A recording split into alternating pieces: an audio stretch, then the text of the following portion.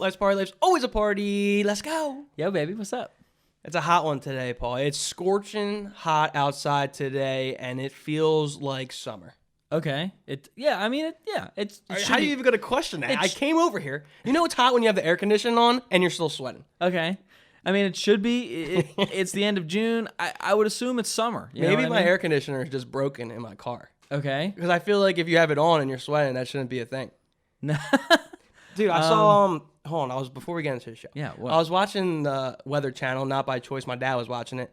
And the weatherman was like, yeah, it's going to be a hot one today. Try to drink as many fluids as possible. But he said to stay away from caffeine and alcohol. And I had both today. So I might get arrested. That's your whole forte. I can't drink anything today. Yeah. Whatever. Have you been going to the gym, working on your summer body? You can eat. First thing, it's either you tan, and then that's how you get your summer body, or you go to the gym, and that's how you get your summer body. Very Jersey is GTL, right? Gym, tan, laundry. That's what you got to do. That's all the summer vibes. You go down to the Jersey Shore, gym, tan, laundry. That's your life. Well, you were just in Wildwood. Were you GTLing? I was just in Wildwood last weekend. That is one of the Jersey Shores. And I was not. I was burning. Well, you don't do very well with tanning. No, neither do I really. No, we're very white, complexional mans. Good looking guys though. Good looking. Okay, but we're a little on the paler side. We do have pale skin. We burn pretty easily. I use that sunscreen. It's like 50 SPF. You go higher, whatever you need. Okay, so you're almost like a ghost. A little bit, Close. a little bit like a ghost. Not gonna lie. All right. Well, since it's what is it? Oh, it is the first week of summer, so we're gonna start the show off with some summer vibes. And Paul and I are gonna go down a list of this or that questions. We do it pretty often for certain scenarios, but we're gonna be talking about this or that summer edition because this is almost like our first summer show. Yeah, I feel that. Yes, first summer show. We got some summer questions for you. First one here is: would you rather go to a pool party, Paul? Or would you rather go to a beach party? That's a question I feel like everyone always asks everybody. It's a personality trait. It is, are you a beach person or are you a pool person? What do you mean it's like a personality trait? I think that's it's like if you really like the beach, I feel like you show it, right? Like you put it on your Instagram, you're at the beach. You put it on your Snapchat, you're at the beach. You take photos of your feet in the water, or maybe your White Claw, your Seltzer up. Well, they do the TikToks now on the beach. Okay. Yeah, I mean, I feel like... Oh, that's the one TikTok. Like, don't go... With the Mamma Mia one. Isn't that what it is? That's an old TikTok. I feel like that's a last summer TikTok trend. I'm a little behind the game. I told you this last episode. Clearly. But I feel like, personality trait. I personally am a pool party type of person. Yeah, you are. Because I like the beach, but I don't like being there for a while. I can only be there for a few hours. When you're at a pool, you can go inside. You can use a bathroom. Like, you don't have to go into the water. You don't have to look out for sharks or creatures in the ocean. Correct. Considering that the ocean is 98% not discovered yet. That's very true. There's a lot of crazy shit. You don't have to worry about a shark or a whale in the pool. Hopefully not. You don't. No. But I don't even think I've ever even been to a beach party. Yeah, I feel like a beach. I mean, I've been to beach. Well, I've never been to one. The one I went to, I was hammered and got to the beach party a little early. Okay. Thought I would get there early. See, apparently they're going to have like fireworks and like ladies in like hula attire. What are they called? And they're going to be throwing like flamethrowers and stuff. You going to like Hawaii? What are you doing? Flamethrowers. And I went early and I just passed out and I missed the whole beach party. So I've never been to a beach party. So what happens at a beach party, Paul? Was this are you talking about Punta Cana? This is the Punta Cana. Okay. Yeah. What happens at one? Just like can jam and stuff? A beach party. So the only thing I could really think about it is like we did something with our fraternity where, it was just like a gathering where we partnered with a sorority. So we said, hey, like we have like 20 guys coming and they brought like 20 girls. So there was like 40 people on the beach all in one group. So I guess that's a beach party. Yeah, but I guess you can't really like, you just have some fun games. Everyone's drinking. It's not much different than like 4 to 5 people going to the beach, at least in my eyes or what I have done. I think I'm a pool party guy. Yeah. I'm not a big sand guy. I agree. Not a big sandy cheeks kind of guy. No. Well, actually, sandy cheeks, I might be interested in that. She's pretty good looking. All right, here we go. What's the next one? Next one we have is ice cream or popsicles.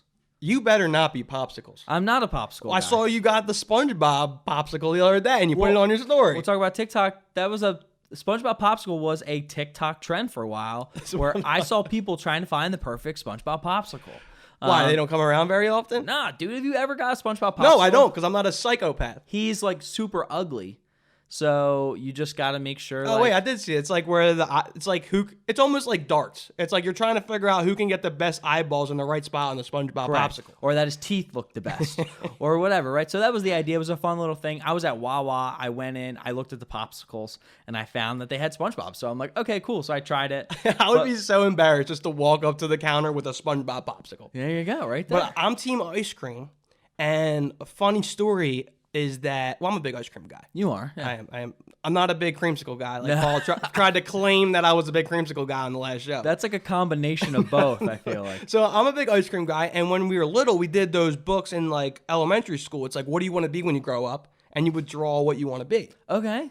And most people would draw like an astronaut, or they wanted to be a singer or a professional athlete. I already know this. Guess what little Rye guy drew in his little elementary book? An ice cream truck driver. He drew an ice cream truck driver. My dream job was to be an ice cream truck driver. Well, you thought maybe like endless supply of ice cream, I right? think that's the route I was going. Okay. But now that I think about it, I think it's time for me to fulfill that dream. I don't think it's that hard to do. I don't think it's that hard.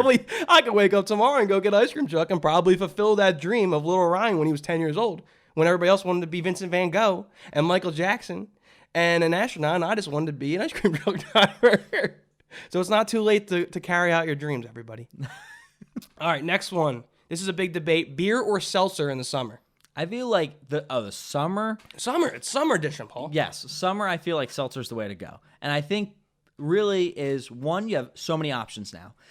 Everyone's making a seltzer. We did some Coors Light seltzers. We talk about Bud Light seltzers and White Claw. Obviously, the engineer of and the originator of the seltzer, the mainstream seltzer game, I think. Yeah. And I think just with like Gen Z and even like early millennials, this idea of like, just keeping your figure and stuff have kind of moved away from the beer. And especially when you're drinking a lot, maybe you're at the pool or you're on the beach and you're drinking all day. You don't want to feel bloated. You don't want to look big. You want to have that summer bod, right? And I think seltzer's the way to go. It's almost like that stereotype of men drinking like White Claws or seltzer, of them being like more pansies, is kind of thrown out the window. Totally like gone. It is cool to drink seltzers now. The Nelk Boys just came out with Happy Dad. It's a brand new seltzer. Like, all the influencers in the world and all the people who are higher up, they drink seltzers now. So it's not like that whole persona of like, oh, you're not tough enough if you're drinking a White Claw. Like, it's okay to drink a White Claw, but I'm also with you with the seltzers in the summer. They're just lighter. I don't know. It's just like the vibe is just seltzer over beer in the summer. Yeah, I don't want to be. I don't want a beer belly if I don't have one already, right? Like I don't want to. You don't want to inflate the beer belly. Correct. Is what you want to say. Correct. And I don't want to make it bigger. You don't want to add on to it. And you just don't want to feel bloated if you're like out summer, especially with your shirt off, stuff like that. So go with the seltzer. Paulie with his shirt off. Next one we have here is an outdoor movie or an outdoor concert. This is tough because they're both very good. I was gonna say that I like broke my concert virginity very recently. You're 24 years old. I feel like that's way too late. I think I was like that. 22 maybe when I went to my first concert. What was your first concert? It was Thomas Rhett. Okay. It was a good concert. Outside movie or a concert. I like both. It just depends what kind of vibe you're feeling that night. I'm gonna go with concert. Okay. So I'm gonna go the same thing, right? I'm gonna go reason. I'm gonna go outdoor concert, just because I like the vibe better, and I think there's a lot of negative things about the outdoor movie. The first thing is this is gonna be good. Usually, so I like. I mean, a lot of people win the summer blockbuster movie season, right? It's like all summer long, and I think the reason why it works is one, a lot of people are off and kids are off for the summer, but I think it works too because the movies can be an escape to get air conditioned. Like if you're like out in the pool or you're hanging with friends, you got a bunch of people, you go into the movies, air conditioned movie, have a good time for a couple hours, you're chilling, like that's fun. Where if I'm watching an outdoor movie, at night, I don't want to be worrying about bugs. I don't want to be worrying about heat of just like sitting there watching the movie. Where a concert, I'm like, usually up and I'm screaming or I'm yelling or singing with the music, having fun. Like you're going to sweat. Correct. And I'm not worried about bugs because I'm listening to music and having like a live performance. Where if I'm just watching a movie on a projector outside, yes, it's cool. I think it's great. But at the same time, I would prefer like that live entertainment factor way better. And it could actually arguably get worse when like these schools put on outside movie nights. Yes. Where like hundreds of people go to these movie nights, bring lawn chairs and have a movie. Then you got kids playing tag in between aisles during the movie. Oh my, yeah, there's so much. That's just no blame. I don't even know if I've been to one, but I know you definitely have. I could just see, like, I've never been to one, but I could just see kids just running back and forth in front of me during the main plot or climate, or what's it called? Climax. During the main climax. Get out of the way, kid. Trying to watch a movie here. Don't want to worry about all that stuff that like an outdoor movie comes with. All right, next one is, would you rather eat strawberries or watermelon? Which one's better for the summer time? Both great ones, Paul. Do you even eat both? I don't know. We're about to ask, Paul. Not really either. No. Neither. You don't eat either. No, not really. I feel like a watermelon is more summer. I don't even know why you would answer the question. Watermelon's more I feel summer. like watermelon would be the answer if I had to pick one. I agree. I actually think it might be watermelon. Okay. This is funny how Paul answered the question and hasn't had either one. Well, you know, Was there a reason why you wouldn't have watermelon? I mean, I know you like strawberry flavor, and I know you like watermelon flavor because you like the watermelon Sour Patch Kids. I do. I mean, I've had watermelon seltzers and stuff too. It's like literally, watermelon's literally just like the flavor of watermelon. And then it's like water. you're eating like water. Yeah. You just don't want to do it. No. You know what I'm saying? Maybe we'll do it on the show one time. Maybe we'll do like We'll have, a like, watermelon. Yeah, a watermelon Watermelon. taste test, I guess. Wasn't there a Vine back in the day that was like watermelon? Yeah, watermelon. All right, next one. Next one we have here is, do you prefer a barbecue or a bonfire? I'm gonna go barbecue because the bonfire can be nice. It depends on who's there. It depends on the kind of vibe, and also I don't like smelling like bonfire for a couple days. You don't think a barbecue depends on the type of people there? I feel like a barbecue with the right people gives off like such a better vibe. So Like you also pick barbecue. Well, I'm saying like no matter what, even if you were looking at like just the vibe, I feel like both are very, their outcomes like determined like who's bonfire there. is more chill. Well, I guess they both depend on who's there. I mean, that's for everything. I think the main difference is one you're eating, one you're really not. So if you're hungry, barbecue's better. One's during the day, one's at night. I mean, You know what I want to go to? I want to go to a block party. You've never been to a block party? No, like a how black people block party. That's not racist. No, I'm not saying Like it they is. throw the best block parties, and you see them in like movies, and you hear about them, and I see them on social media. I think we should go to a block party. Okay. I mean, I've been at a block party, just not recently. I feel like it's not as common as it used to be. Dude, you have a nice little grill out there. I don't even think I've ever been to a block party. Because that requires everyone to be friendly on the block, and I feel like people just don't talk to they don't talk to their neighbors anymore. Yeah, that's the big thing. It's like no one talks to neighbors anymore, but block party is like you have to be friends with your neighbors. Correct. Because you're literally just putting a bunch of tents and grilling and playing some wiffle ball or something all in your neighborhood. Everyone has to contribute equally, and that's just not happening now. Like everyone has to be on. It can't be 99%. It's like everyone has to be on the block party. But I want to go. I mean, we might not fit in with everybody else, but hey, they'll teach us a good time, so I'm down. Okay. Whatever you say. Next one is lemonade or iced coffee. I'm not an iced coffee person. I don't really drink coffee in general. Do you drink iced coffee? Yeah, I drink iced coffee probably every day. But you not don't- good for the health. Do you not drink like hot coffee? No, I don't like hot coffee. Dude, people who drink hot coffee in the summertime need to go to jail. Like, they should go to jail. I mean, if they're working and they're in like an air-conditioned office, I think it's fine. Then that. But if you're, like, outside, I was driving to Philly the other day. It was a hot day, and the lady's just carrying a hot coffee. Just drinking it around. Like, what is wrong with your head? I mean, if that's what you want, that's what you want. I don't like coffee. I don't really drink iced coffee. Lemonade stand? Ever done it? Ever picked up some lemonade there? I have never done. We should do it. Have I done? Life's a Party lemonade stand. I don't think I've ever done a lemonade stand. We're charging $8. Dude, do kids still do that? I'm curious to see if kids will still do like a lemonade stand. I feel like I've seen a couple people. Yeah, I feel like they would. It's just something for them to do. You know what I mean? Like in the summer. Just make some quick bucks. But like, how much action does your street really see? Yeah, like, probably not that much. To make, even like $10.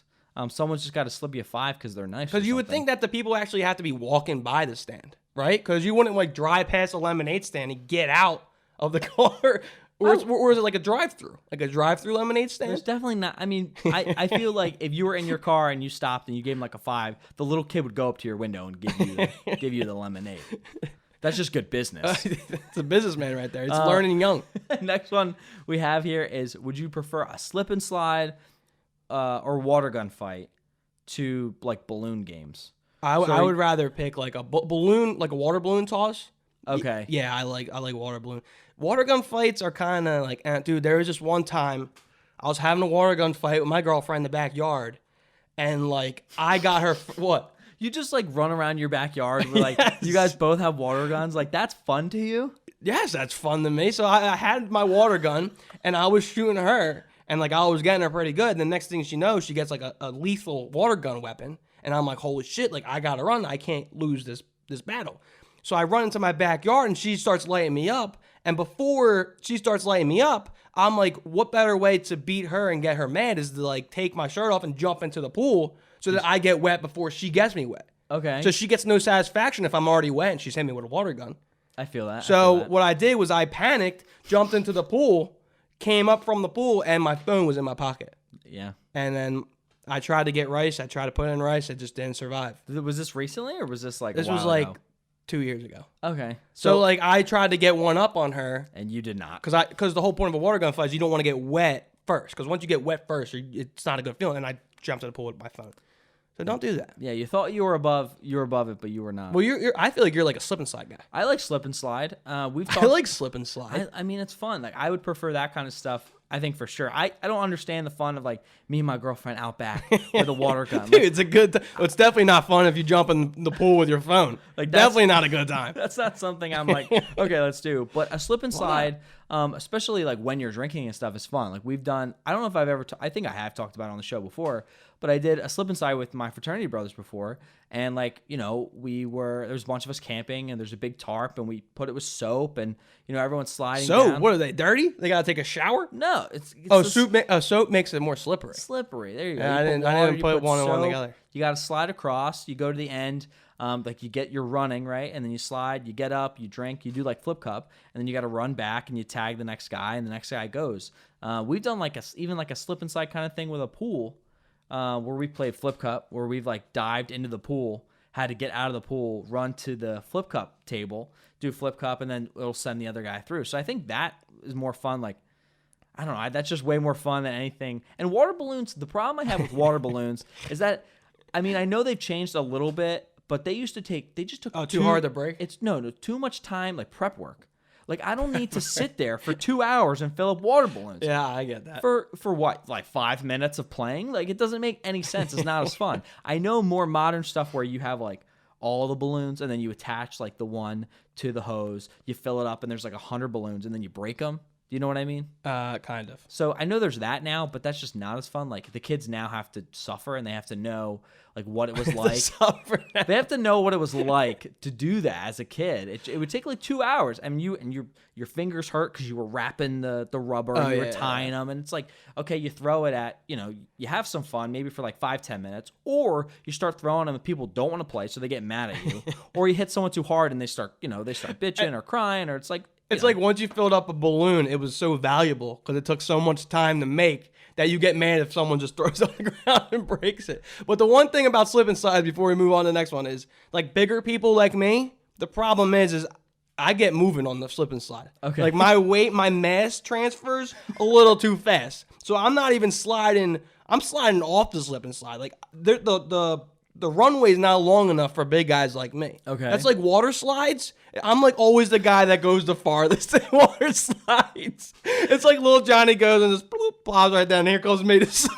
I'm almost falling. Or like the mat rides, I go all the way to the end. It's like the most embarrassing thing. It's like, I overshot the runway. I guess I gotta lose some weight. I mean, that's definitely what it was when you were younger. If you were like, the dads would go all the way to the end, and then here's 12-year-old Ryan going as far as the dads on the water slide. It's like, what the hell, man? Yeah, at water parks you would see. 'Cause you would be like, okay, you'd be like, how far can I actually go? Because there's an end, right? Or even, if you're doing like a body slide, or even like a tube slide where I would have to sit on a tube. I remember we used to go to like a water park, and be like, all right, we're going to race. And we'd wait to sit there, right? And we'd look at each other and be like, the lifeguard would both give us the thumbs up so we could both go at the same time. Yeah. And then we'd have to go down. But it was usually, whoever weighed more. Or like, Have you ever fallen out of a tube in a ride? I think I have, yeah. I feel like kids do that on purpose sometimes. Yeah, Are water parks big still? I feel like water parks were a big deal back in the day. Like Wildwood parks and down the shore, they were always packed. That was a huge thing to do. I don't know. We talk about Universal on the show all the time, and they built Volcano Bay in Orlando, and that's like their third park. And they claim it as a third park, where Disney really doesn't put it in their parks. It's like they have 2 water parks, but they're like 2 water parks, where Universal's like, it's our third park. Yeah. But it's really known as one of the best water parks in the country. It's only a couple years old. I think it was like 2018. The only bad thing is like when you go up to those higher rides and you're already wet, it gets a little chilly. And you have to stand in a line while wet. You're just standing like shirtless on a staircase with like 200 people. That's like what's bad about the water park is like the lines are long and you're sitting there and forever. Yeah. Nothing else. I don't know what else to say. Water parks, let us know if you like them or don't. Next one. 2 more. Oh, I got this one. So do you like Boardwalk Games? You were just in Wildwood. You were on the Boardwalk this weekend. Do you prefer the Boardwalk Games or the Boardwalk Rides? So the Boardwalk, I do like playing the Boardwalk Games. And I think, it's rare. It's not something you would do all the time. If you're at an amusement park, I like those type of games too. But the thing is, they just became stupidly expensive. Like, not even worth it. So a great story. So my future brother-in-law, Anthony, we went to Wildwood this weekend, and he was stuck on one of those basketball games where it's like a 3-point shot, right? And it was $10 for 5 shots. We're like, he's not going to make it. Like, it's just everything about that game is rigged. Yeah, that's what I was going to say. Like, as you go on, you see these games are so rigged. Like, even just like there's like a softball toss, 2 inches to a barrel. And they make it like angled and like a certain density where you can't even get it in. There's a guy that's trending on TikTok now where he'll go on the boardwalk and like he's known as like the boardwalk game guy. And like he'll do all these tough games and he'll win them. But then there's like that one softball game he literally can't win. It's so rigged. And they'll make like the basketball games, the rim can't even fit the ball. Yeah, the rim, usually the rims, why they're rigged are, the rims are usually like oval shaped. So it's not a normal rim where it's circular, it's oval. Usually the basketball is not like regulation, so it's like either smaller or whatever, so you're not used to it. And then instead of a normal like rim height, which is I think 10 feet, right? Yeah. 10. It'll be like 11 feet. So, and then the distance you're farther too. So if you ever go to like Six Flags or another amusement park where you're doing like a 3-point contest, even on the boardwalk, they have this 3-point contest where you're like shooting 3 balls. You do, and then you go to the middle and you shoot 3 and you shoot a money ball. Like everything about those are supposed to throw you off. You're farther from the hoop. Usually the hoop is like 11 or 12 feet tall instead of 10 feet, and the ball's different size. The hoop's weird. Like there's so many things where it's so hard. Life is against you. Everyone's trying to rig everything. But dude, it's insane. Well, the whole thing about those games is how much money did he spend? Right? He probably was like, I need to keep doing this, and kept spending. That's the problem, because he wants to win like a jersey, right? One, the jerseys aren't that good quality. I don't know why you really want one. Dude, he'll probably end up playing, and he'll end up spending $100, $80, and he could have just bought the jersey. So I know that he was there for 5 nights. Every night he did this game. I know at least he did it twice or 3 times every time he was there. So if you say $20, we'll say $20 times 5 is 100. That's a jersey right there. And come on, Anthony. The jersey right there. Yeah, like he would have bought a nice jersey. And that's lowballing it. There's no way it was just $100. It was definitely more than that. So, know where you are with the boardwalk games. But rides, I think, like, boardwalk games you could really just do there, where, like, amusement park rides, I think, just go to a theme park. Yeah, I agree. 2 games I want to shout out. I want to know if you play them. My 2 favorite is the frog game. When you put the frog on the thing and you hammer it and you got to get it into like the pedal. The best game. I love that frog game. Okay. I don't even know if they have that anymore. If they do, let me know, because I'm going to go there. And then the other one's that the stack game where you like press it and you have to stack the digital. It's like in the cranes. Stack them. Yeah, I love that. I always get it to the last one. I can't get it. But you have to like stop at $2. I love That's more like an arcade game. Yeah. But so thinking about boardwalk games, one of my favorites. Well, I was thinking about this the other day. You know that candy game where you put like 25 cents on the number and then they spin the wheel? Yeah. Right? I was like, that's just premature roulette. I was like, that's like introducing the world and kids to gambling. It kind of is. You know what I mean? So you're putting 25 cents on a number instead of putting, a $5 on a chip in Vegas or Atlantic City or that kind of thing. It's literally premature gambling. I never thought of that. Now I blame them for my addiction. They're the fault. The reason why I wanted the Sour Patch Big Bag, and because I wanted the Sour Patch Big Bag, now I'm going to Atlantic City blowing cash. It's their fault. I might sue them. What's that? The St. Luke's Carnival? I'm gonna sue them. I'm coming for you, St. Luke's Carnival. And last one we have here is, country music or country music? Yeah, it's country music or country music. I feel like the only option in the summer is to listen to country music. I'm reading this and I read this before, but I was like, what? Don't you agree that once it's turning to summertime, like today, first week of summer, okay, it's country almost all the time. I feel, I agree with that statement. Whether you're by the pool, you're on the beach, you're outside chilling on the porch with a brew, or, whatever you're doing, I think country music is the best option for you. I feel like country music is more of like a seasonal thing.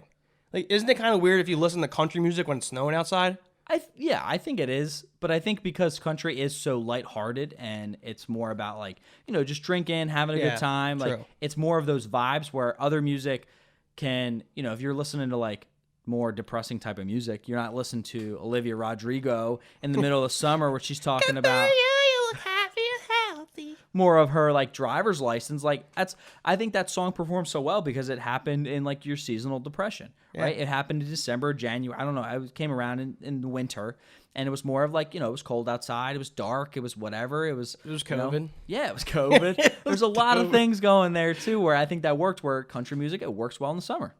There's no other way to put it that way. This episode is brought to you by Manscaped. Summer's coming.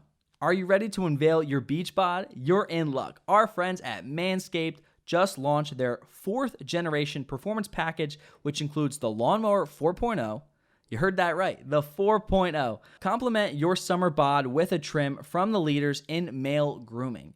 The sun is shining and calling your name, fellas. Join the 2 million men worldwide who trust Manscaped and get ready for hot guy summer by going to manscaped.com for 20% off plus free shipping with the code Life's a Party. Get 20% off and free shipping with the code Life's a Party at manscaped.com. That's 20% off and free shipping with the code Life's a Party at manscaped.com.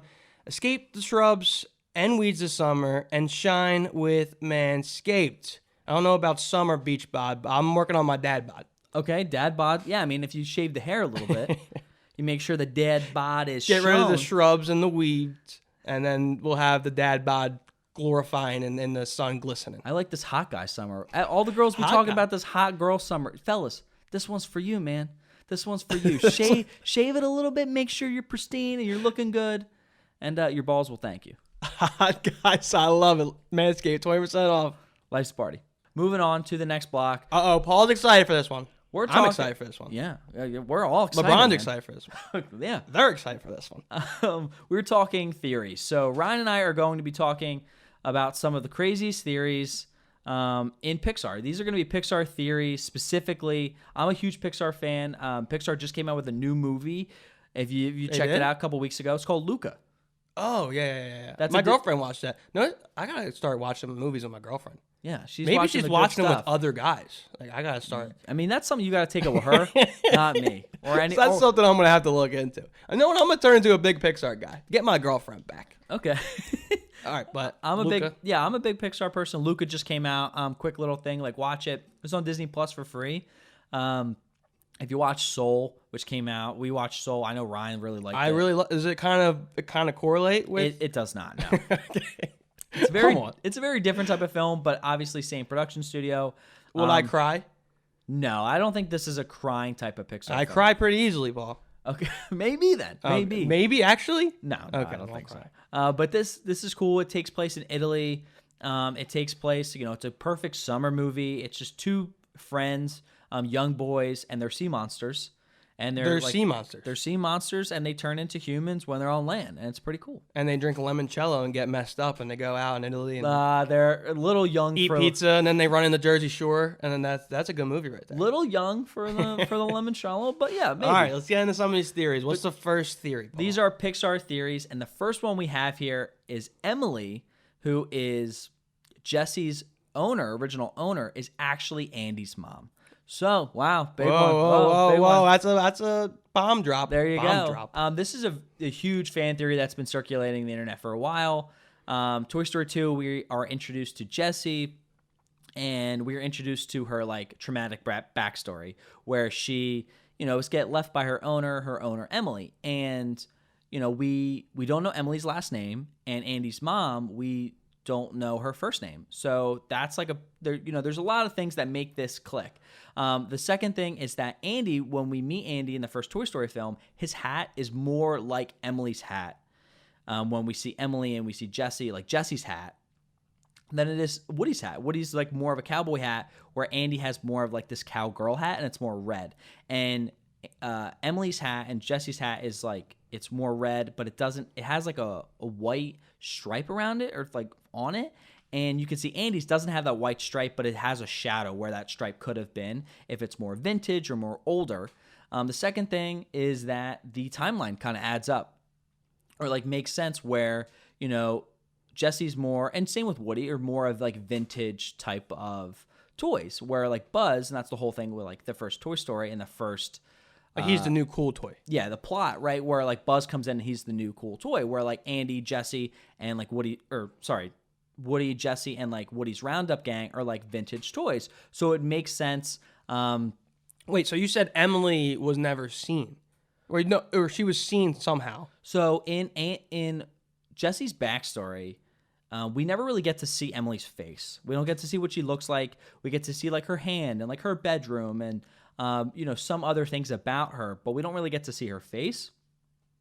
So that kind of like leaves the door open for this theory that Andy is. But doesn't Andy have a mom in the movie? No, Andy's mom. Yeah. But people are saying that's not actually Andy's mom. No, it's Andy's mom, but we just don't know her first name. So we think that, Jessie's story takes place years and years ago. Like, it's an old story. So she's been with I don't know what the guy's name is, but that toy collector for a while, right? She's been in a box for a while. That's like part of her traumatic story. So you're saying Emily abandoned Jessie. Correct. Came into Andy's world. No. Wait. What are you doing here? I'm trying to figure out how Emily abandons Jessie, but then at the same time, Emily is Andy's mom. It's years later, dude. So basically, you're like killing it here. How am I killing it? Emily is Jessie's original owner. Okay. As she grows up, she stops to care about Jessie. So she ends up leaving. She ends up leaves Jessie behind. She like donates her. Bad single mom. Great. Okay. 20 years later, she has a child. Yes, with a new man. Correct. With a man in general. She was a teenager. It's late. Can you like? Then she has a child who is Andy. Yes. And then Andy grows up, is one of his favorite toys is Woody, and then she goes in the attic, finds her old cowgirl stuff, and gives her cowgirl hat to Andy. I like that. So I like that theory. That's the idea. So there's a lot of like moving parts in here, but basically the main thing you want to take away from this theory of Emily is Andy's mom is basically saying Emily is Jessie's owner. Yes. She grows up, she has a child, he's Andy. She gives her cowgirl hat to Andy, which is what we see in the first Toy Story film. Andy's wearing a red hat, looks more like Jessie's hat than Woody's hat. So that's a big thing. The timeline kind of works out age-wise of that gap of the vintage style. And it's just a fun thing because we don't know Emily's last name and we don't know Andy's mom's first name. So Andy likes Jessie more than Woody. That's not true. But let us know what you think. That's what I got from that. It's a cool theory. I try to tell it as best I can. I thought you did a good job. I understand it now. At first I didn't understand it. Now I do. Okay, there you go. Emily sleeps around with other guys, and their other toys are now. There we go. Cowboy hat. Oh my god. Red leash on it. That's what it is. Next one. Another Toy Story one. Maybe I'll understand this one better. Yeah, this one's a little more simpler, but this Toy Story theory is that Randall from Monsters, Inc. and the villain in Monsters, Inc. is actually Andy's monster. So the idea of Monsters, Inc. is that these monsters go back into the door, and if you look into other theories, it's kind of like they're supposed to be time traveling. But it gets into the whole idea of the Pixar theory. If you're interested, check out the Pixar theory. You should break that down one time. Yeah, but definitely look up the Pixar theory online if you're ever interested in it. It kind of says that all the Pixar movies, animated films, are all connected in the same universe. Says how they're on one timeline, but the timeline changes. So it's really interesting, but we won't get into that. But the idea I'll tell them more about it later. But the idea, I'll really break it down for you guys on a future episode. but Randall is Andy's monster. So, all the monsters in Monsters, Inc., they all have kids, a lot of kids that they're assigned to and that they scare. And Andy, our main character in Toy Story, it would assume that because he's a child and he's in the same universe that he would have a monster that would come in and scare him. Well, there's a few things that make this theory, more real, where one is that the main thing is that in Monsters, Inc., we see Randall doing like a training exercise where Randall's main power is to camouflage. Right. So he's camouflaging, and that way he can sneak into the child's room and scare them. And during his training montage and that sequence, one of the wallpapers that he camouflages into is the famous Toy Story wallpaper that is in Andy's room, where it's the sky blue background with the clouds. I saw the picture. It's pretty telling. I mean, this is a pretty telling, hey, here's the theory. The picture is like, oh my God, yes, that looks like the what is it called? Wallpaper. So that's one thing. The second thing here. Well, Randall was on the wall. Yeah, so in Toy Story 3, we see a sign on Andy's closet with a picture of a creature that looks very close to Randall. So that's that. And then the third thing is, clue comes from the official Monsters University College website. So you take that as it is, where a door that looks just like Andy's is spotted. So you see Andy's door and the monsters on that website that's correlated to Monsters, Inc. and Monsters University, where Randall was training, that it could possibly be Randall's kid. Yeah, so that's one of the Toy Story Monsters Inc. crossover. The next one, what? You got one more? What do we I got one. Okay, what do you got? I got how Boo is a younger version of Violet from The Incredibles. And wait, we'll get the... Wait, I don't think Toy Story is in this one. It's not. No. Right, so here it is. The theory is that Boo is a younger version of Violet from Incredibles. So basically... one little hint here is that Sully is in the locker room with Boo, and they play a game of hide and seek. And Sully's like, oh shit, he's like, oh shit, Boo's pretty good at this game. So some theory is that Boo is just a younger version of Violet, because Violet's superpowers in The Incredibles is invisibility. And there's other theories how they look alike. Obviously, they both have black hair and so forth. But this is where Randall comes into play, is that, I don't know if this is true, but certain monsters sort of go scare kids who have similarities, or there's some correlation between the kid and the monster. And it turns out that Boo's scare monster was Randall. I don't know if it was for the whole movie. I don't remember Monsters, Inc. But Randall would go into Boo's room, and obviously Randall's power is camouflage, and he was camouflaged to scare people. So people kind of took that as another sign that Randall's invisibility or camouflage correlates with Boo's powers of hide and seek, which then translate to an older version of Violet in The Incredibles, and those sort of theories interlock. Yeah, so it's saying that Violet, her powers started where she couldn't control them, where it was kind of just happening in spurts. So that idea that Boo is a younger version of her, that using her powers but not really knowing that she's using the powers. During hide and seek, it's just kind of happening where she's just walking around the locker room, or she's walking through, Monsters Inc.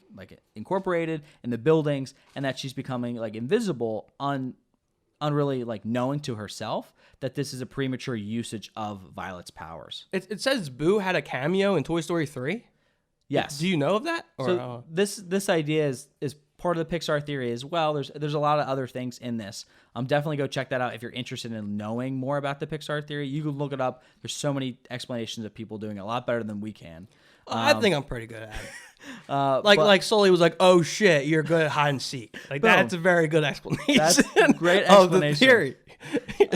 But there's an idea that Boo, there's a in Toy Story 3, when the toys go to the daycare, there's a bunch of kids in the daycare, obviously, and there's a kid that looks very similar, at least design-wise, to Boo from Monsters, Inc. So a lot of people, and it's a little older, so they think, with the time and all this stuff, that it could possibly be Boo. They also say that Boo is very comfortable with Sully because he's so big and warm. Like she's comfortable around him because he's big and like warming. And that's the same thing with Violet. Is that her Mr. Incredible is a big guy and she's comfortable around him. So that's another similarity. All right, this next one's kind of funny.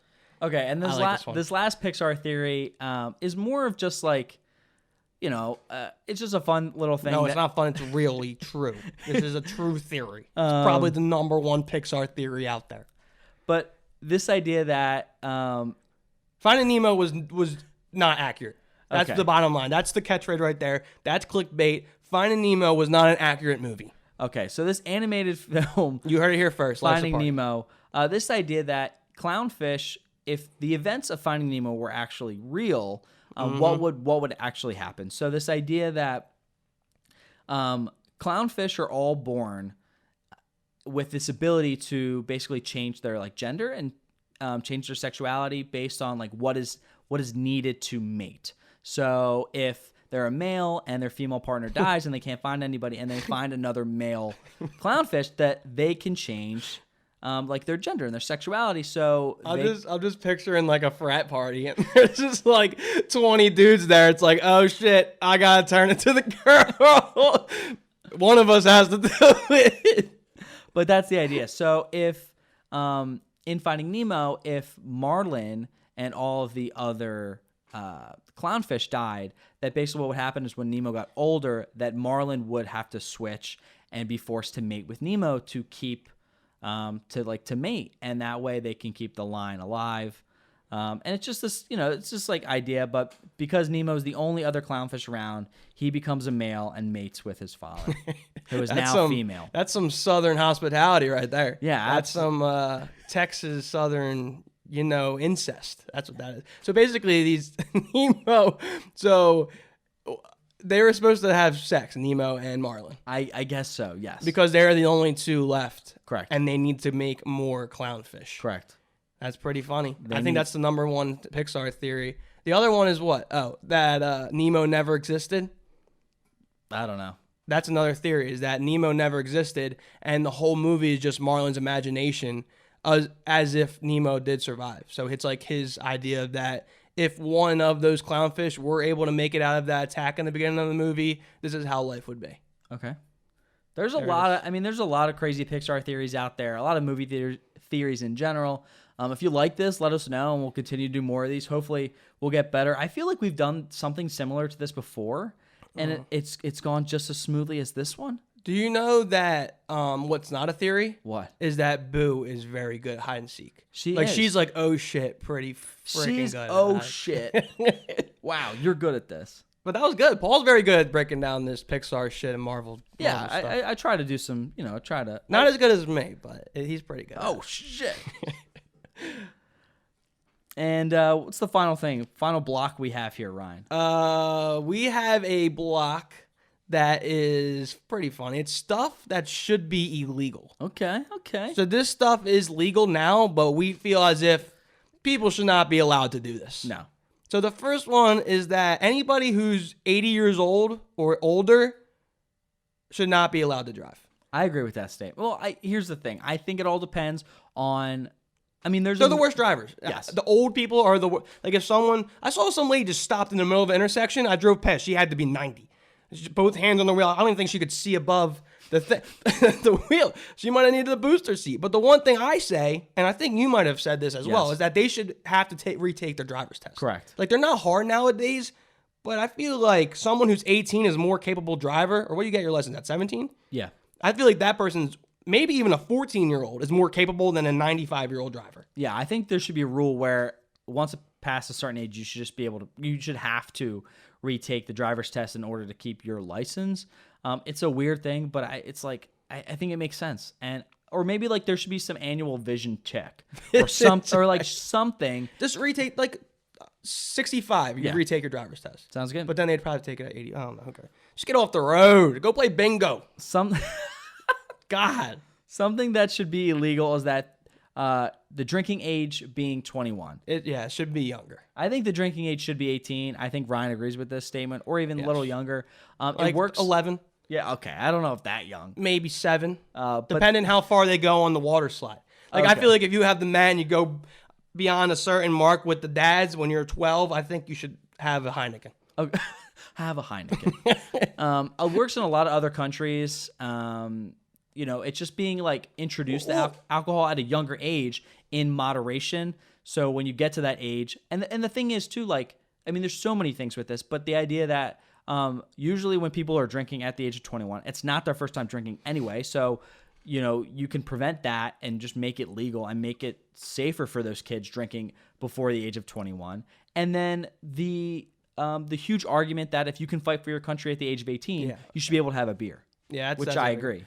Well, do you think that the other countries have at 18 because they're more mature than Americans? Like, do you think that it all works out for, like, I don't even know what's Ireland? Are they 16? Ireland's, yeah, I think Italy's young too. It might be 16. Do you think like they're 18. more mature of a country, or just because they grew up, it always being 16-year-olds are allowed to drink? I think the difference of like American culture has made drinking more of, especially younger now, the idea of like binge drinking and like getting drunk to black out and to have a fun time and like not care about anything else other than drinking and like hurting themselves and that kind of stuff. Where in other countries, So our show. Yes, exactly. That's why we're doing a thing. But the idea with other countries is that, a glass of wine is normal with dinner, or like that kind of stuff where drinking is just introduced at a younger age and it's used in a smarter way. It almost makes them more mature starting younger. Correct. And realizing how to drink and control their drinking. Correct. Instead of like us being all caged up for 21 years and like, oh my God, we're finally allowed to drink. Let's go wild. Like that's probably part of the problem. Agreed. Like you said. Yeah, exactly. All right, next one is making it hard to cancel online subscriptions. This should be illegal. Yeah. Do you not, like, I find it's like, oh my God, this gets me angry. I'm about to fire off right here.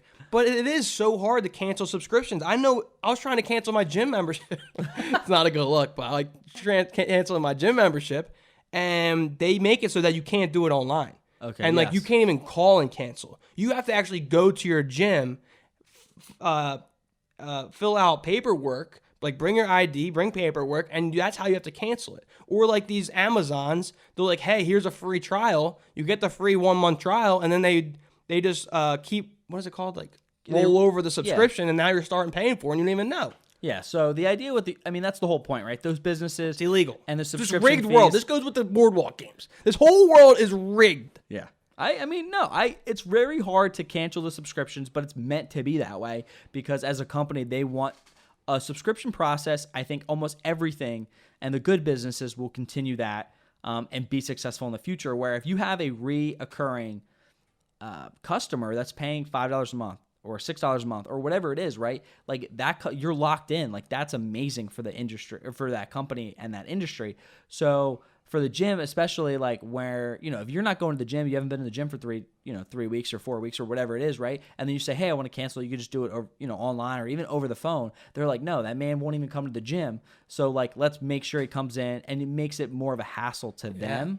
Or to like the customer to cancel it. So they're just like, oh, I'd rather just pay the extra $10 this month because I can't get there, or I can't whatever, which is good for that gym, right? And that's the whole point. Yeah, I'm not going to argue that it's not a good business decision. It just sucks. It just should be illegal. I agree.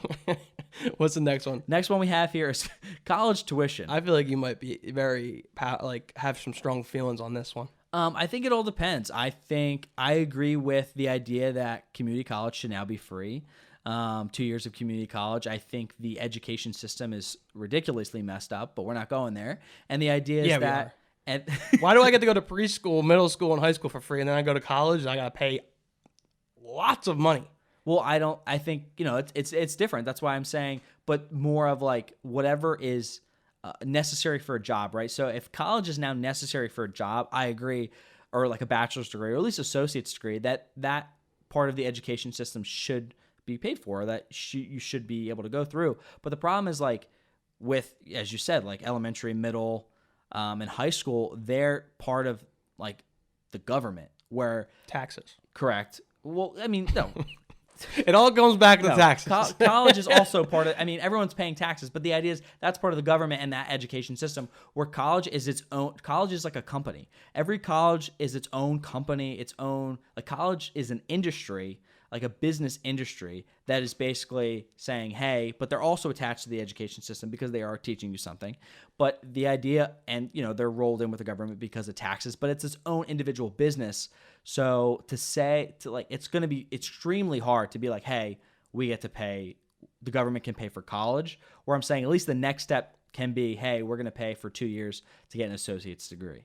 I truly think that college is just a scam. I agree. And they just need a place to put all these, 18 to 22-year-old kids. Yes. They need a place to put them. We get put there, and we pay a bunch of money, and you graduate college with your degree, and it turns out you don't even need that degree for the job you need, and you could have got that job out of high school. Well, there's a lot of people saying that. I mean, I kind of think this way too. Like, college is the most expensive 4-year vacation ever. Yeah, you do say that. Because the idea is, like, say your college education is $100,000.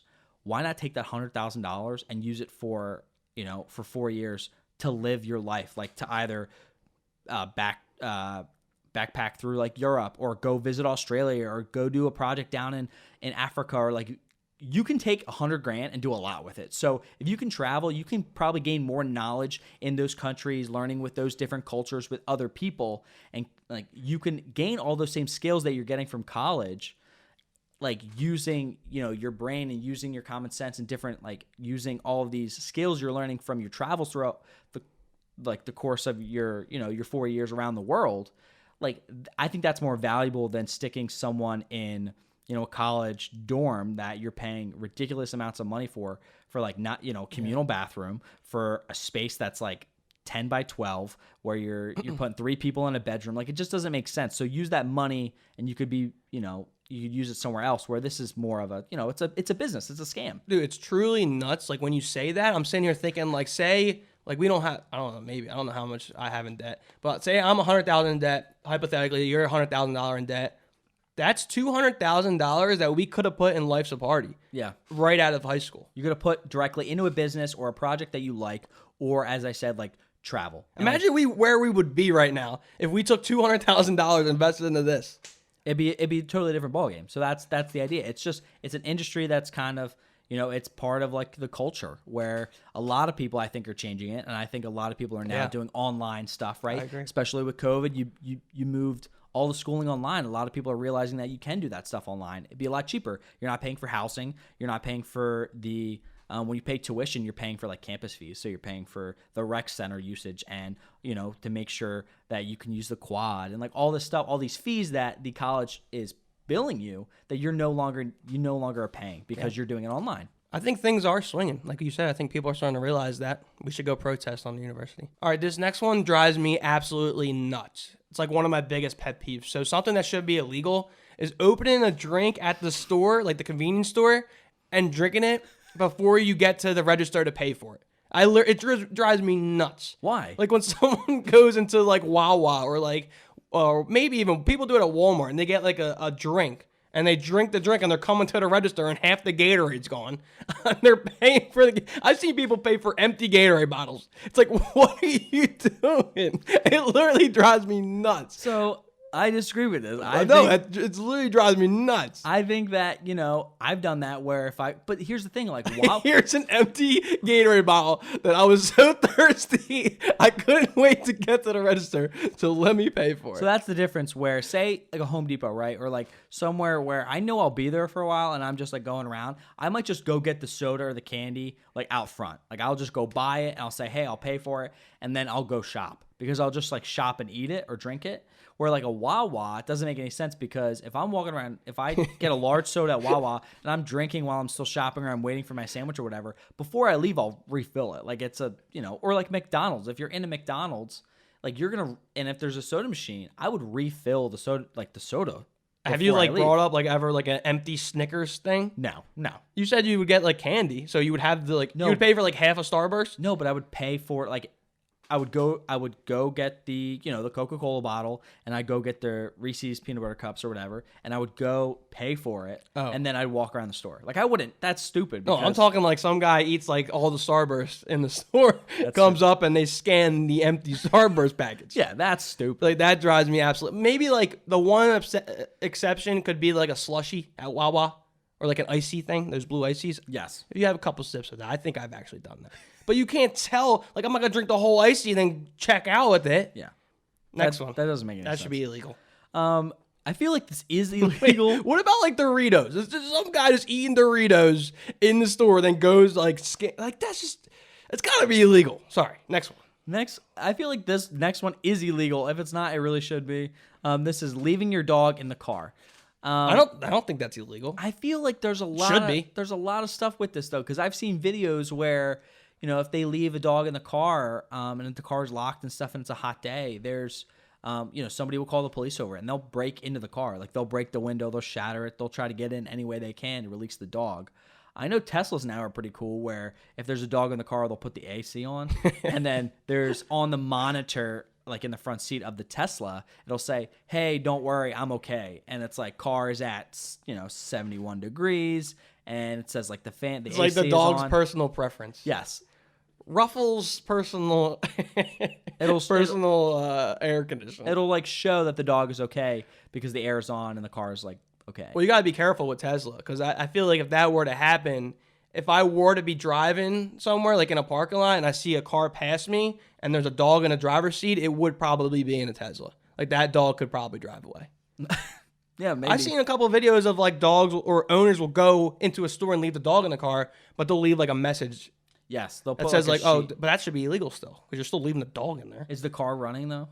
That's As a long good as the question. air's on. The problem is if you have a dog and you can't bring him in the store and he's with you and you need to stop for something real quick, as long as the air's on and like the car's locked and the dog's cool, like I don't know, tell me if I'm wrong, but I think as long as the dog's okay and like as I said, the air's The on car, and stuff, that makes sense. then he should be fine. Yeah. All right, next one. This should be illegal. Is that being on the phone in a public place? You hate this. Well, I not know. like texting, I don't care about, but like on the phone or like the worst. Well, they don't have them anymore because the AirPods do it, but it's like the Bluetooth thing. Yeah. And people are just having a conversation on like the train. It's like they're speaking loud as shit and they have their AirPods in having a conversation. Like, no one wants to hear your conversation. Yeah. Most of the time, they're just dumbass conversations anyway. It's like, do you have to call that person right now? Because I'm hearing the whole conversation and it doesn't sound all that important. So this is really funny. I had this, I think this is what it was. I was on vacation. We were in Airbnb and there was like neighbors and stuff and we're in the backyard.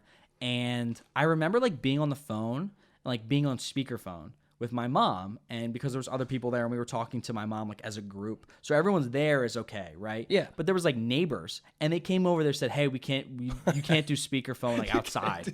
And I was like, what do you mean? Like, this is my space, Yeah. bro. Like we bought this space. I'm outside. Like I'm using it. Like mind your damn business. Which I think is so funny. But That's a little extreme. You should be able to go speakerphone in your backyard without your neighbors bitching. They're probably not for the block party. I'll tell you that.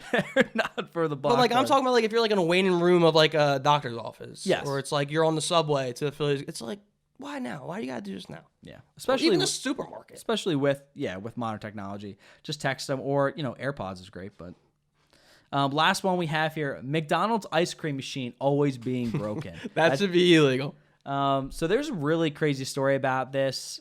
Go look up more on YouTube if you're interested in looking at it. But the idea that McDonald's and the ice cream machine company, which is they're called Taylor, and they kind of run like a scheme where there's like a known phenomenon that McDonald's machine, ice cream machine is always broken, right? Yeah. It's always broken. You're like, why? Like, this doesn't make any sense, right? It's like, come on, McDonald's, like, get your shit together.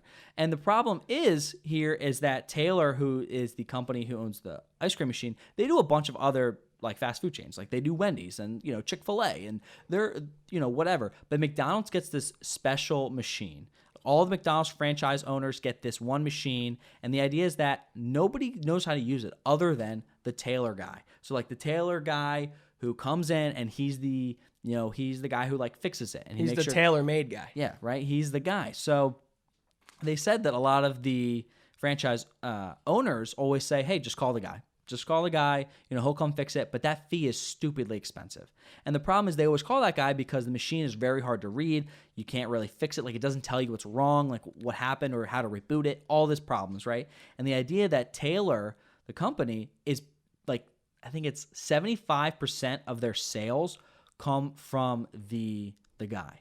Like they don't come from the actual selling of the machines. It comes from the maintenance of the machines. So if you take that away and you make the machines better to use, Taylor's going to lose a shit ton of money. They're going to lose a lot of money, and they're not going to be the company they are. So this like deal, like McDonald's has this sketchy deal, and what is it? The corporate offices or something, like they're very close together. They've been working together forever, so they have this secret partnership, and that way, McDonald's, the main corporation, isn't losing any money because the franchise owners are paying for the service fee of this ice cream machine, and Taylor's making a crap ton of money.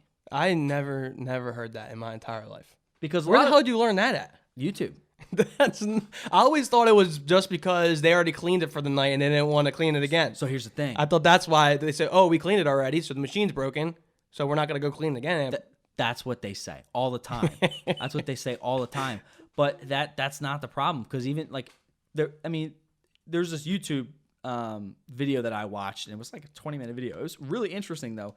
And 20-minute video, dude. He did this research on the ice cream machine, because it's not just, hey, this is broken, or hey, we're cleaning it. Like it's a scam. Like it's a literal scam done by McDonald's and this company Taylor, who manufactures this machine, to literally scam the franchise owners out of so much money, and basically is all their money. But the problem, and then they don't know about it. No, they do know. No, who knows about it? The franchise owners. Okay, well, so a guy came out and he basically created an attachment to like hook up to the machine so you could read it better, and that you could tell like what was wrong and how to fix it and whatever. And then McDonald's comes out, a couple days later, or they brought it to a franchise owner convention, and they said, hey, like, use this product. This will help your ice cream machine. Like, you don't have to call the guy.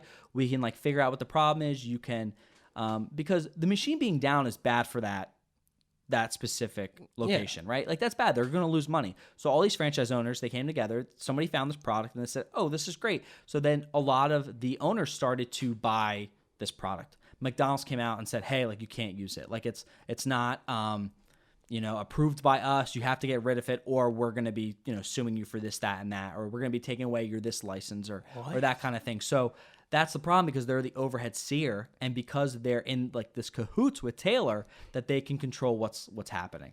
Dude, that's nuts. So they can never get away from this problem. That's literally insane. Dude, that's like a whole full circle of the show. It's like the world is rigged. I wanted to be a ice cream man. Little did I know I wanted to be the tailor-made man. The Taylor ice cream man, who's very profound in the McDonald's ice cream making business. Then the bottom line that I learned from the show is that the world is rigged, Paul. It's rigged. There's a scam.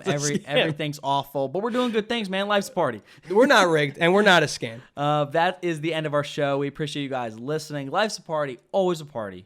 As always. Music, take us out. Later.